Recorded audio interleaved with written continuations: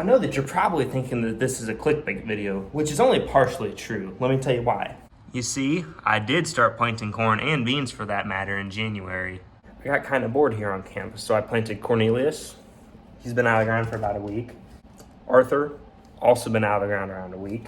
Benjamin, who is just now starting to poke out of the ground. And I also planted another bean, but it didn't make it, so I planted a corn. I'm gonna keep it named Lil Bean in honor of the bean that passed away. I'm gonna give these fellows a drink of water here before I go back home. And now that that's done, I think I'm gonna go home for the weekend. The local junkyard's got some new arrivals this time. But with that said, Case ICE, they do have a good product. However, it just feels cheap. Like, you get in it and you're like, how do I even drive this thing?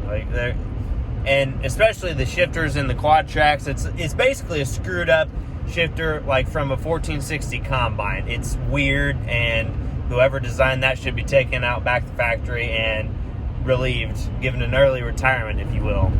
We also have been laying some pipe out here. Lots of fun farming stuff going on today. Cold start time.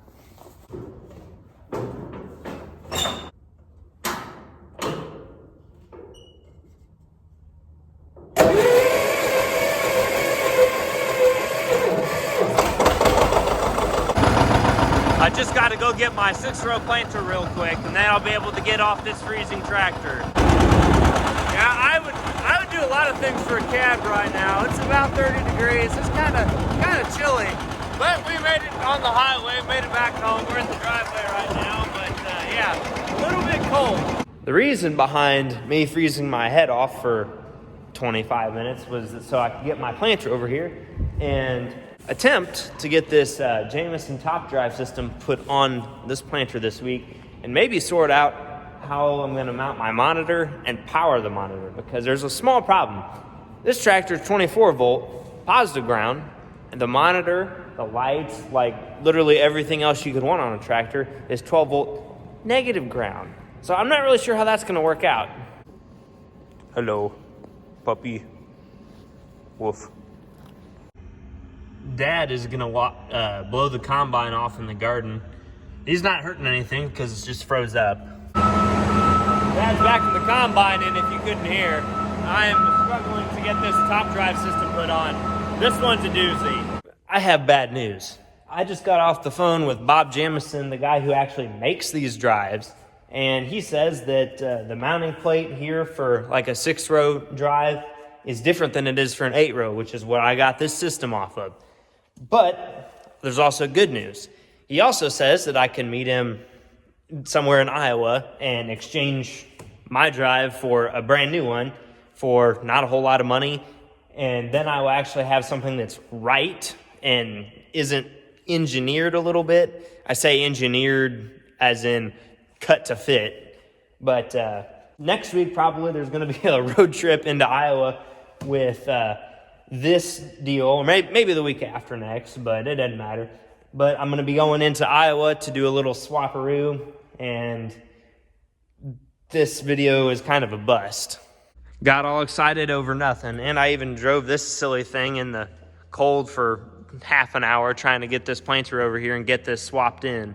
But as we all know, life is full of disappointment. And I may very well just keep this planter here because we really are kind of at the bottom of the barrel as far as shop work that we need to do before next year, and well, this spring. So I think that the old 7000, the 730 can sit here for a little while. I know there's a couple viewers that know something about 2-cylinders. Does anybody know how to stop the hydraulics from leaking? Because it's just, I've replaced this gasket behind the hydraulic box twice. I put gasket maker here. Now it's leaking out the front. I'm starting to think that these leak if they have oil in them, period. I don't know that they were completely leak-proof when they were new. Well, that's old tractors for you. Elle wanted to be in a YouTube video. Believe it or not, I'm actually like 100% related to that. That's my sister. It would appear as if we have gotten some of the dreadful 4-letter S word here in Northeast Missouri. Truth be told, not a big snow guy. Just not my thing. Whipping back to Columbia. The weekend is coming to a close once again. I'm gonna have to go back to Columbia here pretty quick because I do capital N not want to be outside while it's snowing. Driving far, like 90 miles or whatever, while it's snowing. It's not very fun. Unfortunately, this little top drive dealio is gonna have to wait until next weekend or the weekend after that. And I think I'm gonna wax my whole tractor because I waxed this little part right here. And there's actually some green color under this, whatever that is right there. But I'm gonna go ahead and wax the rest of the tractor to bring out this nice old green paint. And that'll take me quite a while, really, because there's a lot of nooks and crannies on this thing. I really don't have anything else for you. So I will catch you guys on the next one. And also, like the video, comment if you got a question and drop a subscribe, because like 80% of my viewers are not subscribed. Hurts my feelings, fellas. Really does.